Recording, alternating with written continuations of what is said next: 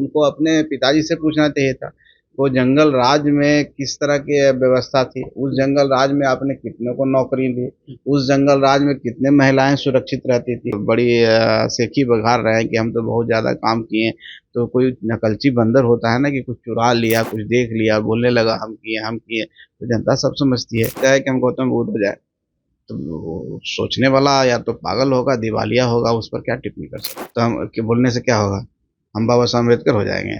जननायक कर्पूरी ठाकुर से कोई तुलना करता है तो उससे बड़ा बेवकूफ़ तो कोई नहीं है। पीढ़ी की जब बात कर रहे हैं तो राष्ट्रीय जनता दल में क्या कोई दूसरा चेहरा नहीं था, तेजस्वी यादव चेहरा हो सकते हैं वो। नमस्कार, आप देखना शुरू कर दिए हैं दर्श न्यूज और मैं हूं कुमार मनीष। देखिए, बिहार के लिए चुनावी वर्ष है।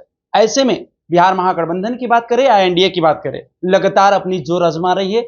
हर सभी पार्टी अपने आप को मजबूती दिखाने के लिए लगातार कई सभाएं कर रही है, यात्रा पर भी निकल रही है। हमारे साथ बातचीत करने के लिए हिंदुस्तानी अवाम मोर्चा के राष्ट्रीय अध्यक्ष और बिहार के मंत्री संतोष सुमन जी है। पहले तो स्वागत है जी, आपको भी बहुत धन्यवाद। आज सुबह सुबह तेजस्वी यादव ने अपने एक्स हैंडल पर जनता के लिए सवाल भेजे हैं कि जब एनडीए के कोई भी प्रत्याशी क्षेत्र में जाएगा तो उनसे 10 सवाल करिएगा। अब देखिए, सवाल पूछना तो विपक्ष का काम है और हम सवाल का सही जवाब भी दे रहे हैं। लेकिन जो व्यवहारिक सवाल है, जो जनता से जुड़ा हुआ सवाल है, उनके पास कोई सवाल ही नहीं है। अगर वो सवाल जो लिख के दिए हैं, जो आप पढ़ रहे हैं, वो सवाल उनको पूछना चाहिए, विधानसभा में पूछना चाहिए था। लेकिन चाहे अगर पूछने ही की बात थी तो राहुल गांधी जी वो आकर के ऐसे सवाल को लेके आए जिसका कोई मतलब नहीं, बेतुका सवाल जिसे कहते हैं। हाँ, जिसको बेतुका सवाल कहते हैं। ये सवाल तो उनको भी पूछना चाहिए था। अब बैकडोर दरवाजे से जनता को क्या आप समझाना चाह रहे हैं? जनता सब समझती है, यहाँ की जनता बहुत जागरूक है और यहाँ की जनता को मालूम है कि उनका विकास कौन सा कर सकता है। उनको हम पर विश्वास है, एनडीए की सरकार पर विश्वास है। तो ये सवाल जो महिलाओं से रिलेटेड है, जो नौकरी से रिलेटेड सवाल है, लॉ एंड ऑर्डर की बात वो कर रहे हैं, सब सारे सवाल उनको अपने पिताजी से पूछना चाहिए था। वो जंगल राज में किस तरह की व्यवस्था थी, उस जंगल राज में आपने कितने को नौकरी दी, उस जंगल राज में कितने महिलाएं सुरक्षित रहती थी। आज तेजस्वी यादव जी की इतनी हिम्मत है कि जाकर के मेरिन ड्राइव में डांस कर सकते हैं, तो ये तो सुशासन का प्रतीक है ना। ये विकास का प्रतीक है कि बिहार में एक ऐसा जगह है जहाँ पर हम लेजर पीरियड में, प्लेजर में जा सकते हैं, अपने परिवार के साथ शांति से रह सकते हैं। क्या उनके ज़माने में ऐसा था? तो उस जगह दीघा के जो इलाका है, उस सब इलाका में लोग जाते थे डर से। शाम के 5 बजे से लोग क्रॉस नहीं करते थे पटना से, सब घर, हमारी बहू बेटियां कहीं निकलती थी। आज वो नज़ारा देखने जाते हैं, उनके पिताजी भी रोज आइसक्रीम खाने जाते हैं। तो ये तो शांति का प्रतीक है, सुशासन का प्रतीक है, विकास का प्रतीक है। और उस पर क्या सवाल करेंगे, इसका जवाब देना है कि पहले उनके पिताजी सीएम रहते भी उधर जाते थे। तो अब बिहार बदल रहा है, तेजी से बदल रहा है, रफ्तार पर कर चुका है। और हम हर क्षेत्र में काम किए हैं, चाहे युवाओं के लिए हो, महिलाओं के लिए हो, हमारे सामाजिक सुरक्षा पेंशन जो दिव्यांग और हमारी विधवा बहन है, चाहे हमारे वृद्ध जन है, सबके लिए हम काम किए हैं। जितने भी आंगनबाड़ी सेविका से लेके ममता है, हर स्वास्थ्य क्षेत्र में भी देखिए इतना बड़ा इंफ्रास्ट्रक्चर हम बना रहे हैं। आज पीएमसीएच वर्ल्ड क्लास का हॉस्पिटल हो गया, वहाँ हेलीकॉप्टर भी उतरेगा। तो हम समझते हैं कि कोई ऐसा क्षेत्र नहीं, चाहे स्कूल्स की बात करें, चाहे नौजवानों की बात करें। हम देखिए इंटर्नशिप देने की बात कर रहे हैं, जो 4 से 6 हज़ार रुपये हम इंटर्नशिप दे रहे हैं। तो हर क्षेत्र में हमने काम किया और हर क्षेत्र को छुआ, हर समाज के हर तबके को हम चाहें कि आगे बढ़े। रोजगार देने की बात करें, हमने वादा किया था हमारे माननीय मुख्यमंत्री जी ने कि 10 लाख को नौकरी देंगे और 10 लाख रोजगार देंगे। करीब 10 लाख के आसपास नौकरियां भी हो गई और 39 लाख रोजगार है। हमारा संकल्प है कि आने वाला 5 साल में हम 1 करोड़ रोजगार और नौकरी दें। अभी हमारा संकल्प है कि जिस तरह से हमने इंडस्ट्री पॉलिसी लाई है कि 1 रुपया का टोकन मनी पर हम 10 एकड़ जमीन देंगे, उनको जीएसटी में 14 साल का रिलैक्सेशन देंगे, ईएसआई को हम, जो उनके कर्मचारी को होता है, उसको हम देंगे। तो यहाँ पर हम हर चीज़ करने जा रहे हैं, चाहे आईटी का सेक्टर हो, किसी भी सेक्टर में हम काम कर रहे हैं। और अगला जो कार्यकाल होगा वो एक क्रांति आएगी, औद्योगिक क्रांति आएगी और वो क्रांति बिहार के विकास की नई गाथा लिखेगी। तो हम तो हर काम किए हैं। जनता के पूछने की क्या जरूरत है, जनता सब जानती है, सब समझती है, इसलिए हमसे जनता सवाल नहीं करेगी।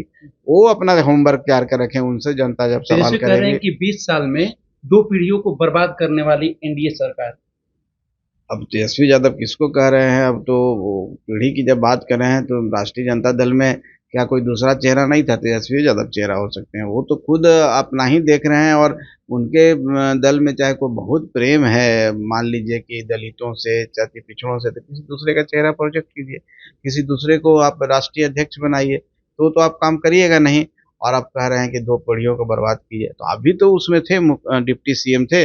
उस समय आपका लॉजिक कहाँ चला गया? आपको भी तो 17 महीना मौका मिला, आपको 2-2 बार मौका, आपको तो कोई नाम लेने वाला नहीं था। आप तो माननीय नीतीश कुमार जी, हमारे मुख्यमंत्री जी को तो आपको धन्यवाद देना चाहिए कि आपको जीवित किया, संजीवनी देने का काम उन्होंने किया। आपके साथ रह करके, आपको समझा बुझा करके आज तेजस्वी यादव जी कुछ बोल रहे हैं, कुछ ज्ञान की बात कर रहे हैं, कहाँ से सीखे हैं? माननीय नीतीश कुमार जी से सीखे हैं, उनके क्रियाकलाप से, उनके साथ रह करके कुछ सीखे हैं, और उनसे सीख कर करके आज बड़ी सेखी बघार रहे हैं कि हम तो बहुत ज़्यादा काम किए। तो कोई नकलची बंदर होता है ना, कि कुछ चुरा लिया, कुछ देख लिया, बोलने लगा हम किए हम किए, तो जनता सब समझती है। और जिनका इतिहास रहा हो बिहार के उस कुशासन से सुशासन की ओर ले जाने में, जहाँ बिहार में कुछ था नहीं, यहाँ पर हम उद्योग धंधे की बात छोड़ दीजिए, जो हमारे कर्मचारी थे उनको हम पेमेंट नहीं देते थे। स्कूल में, आप कॉलेज में देखते होंगे कितना सेशन पीछे जाता था, आज सब पटरी पर आ गया है, तो ज्ञान बखार रहे हैं।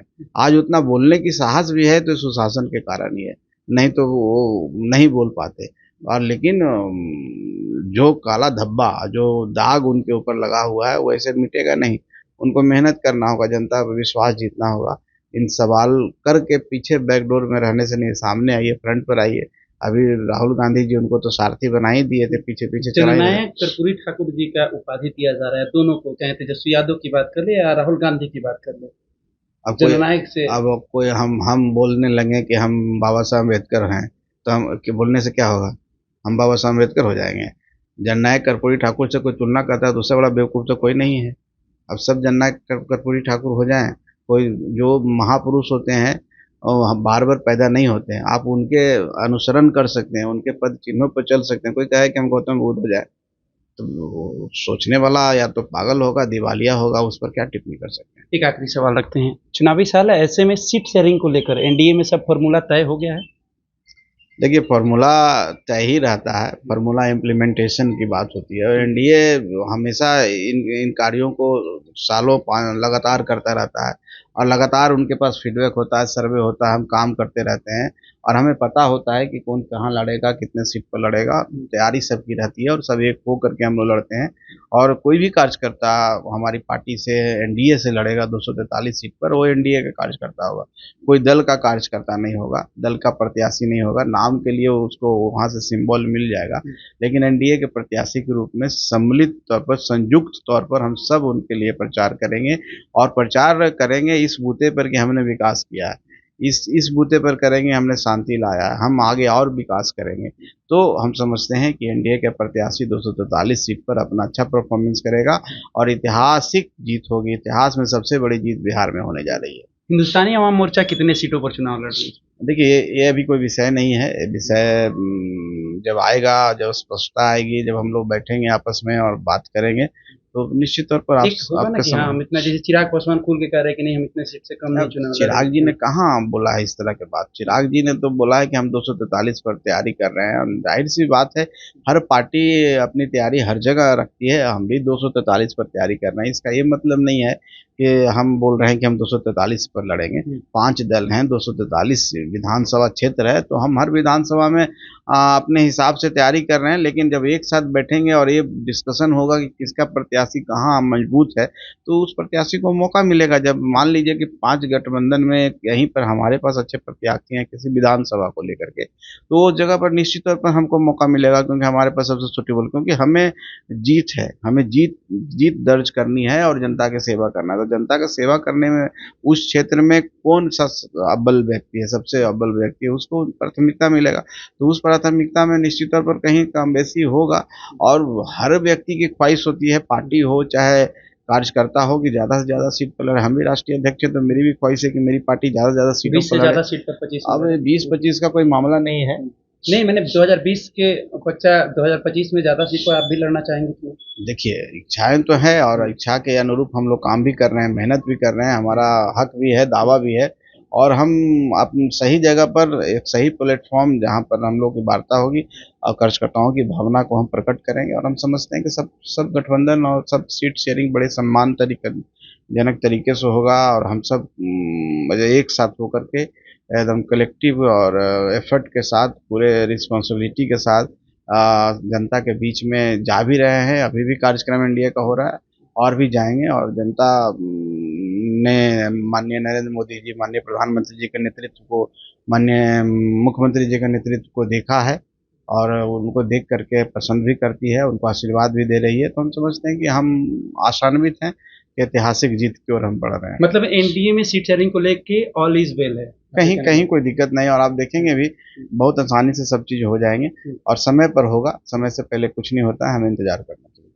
चलिए, तो चुनावी वर्ष है, ऐसे में एनडीए में सीट शेयरिंग को लेकर काफी अटकलें फंसते हुए, उलझते हुए नजर आई, क्योंकि जिस तरह से चिराग नाराजगी जता रहे हैं, ऐसा लग रहा है कि उनकी डिमांड ज्यादा है। ऐसे में हिंदुस्तानी अवाम मोर्चा भी चाहती है कि 2020 से 2025 में ज्यादा सीट पर हमारी पार्टी चुनाव लड़े। ऐसे में देखना होगा जब सीट शेयरिंग का फॉर्मूला तय हो जाएगा, एनडीए का जब सामने फॉर्मूला तय होकर आएगा, तो कितने सीटों पर कौन सी एनडीए घटक दल चुनाव लड़ रही है, ये देखना होगा। फिलहाल हम इस खबर में इतना ही छोड़ जाते हैं।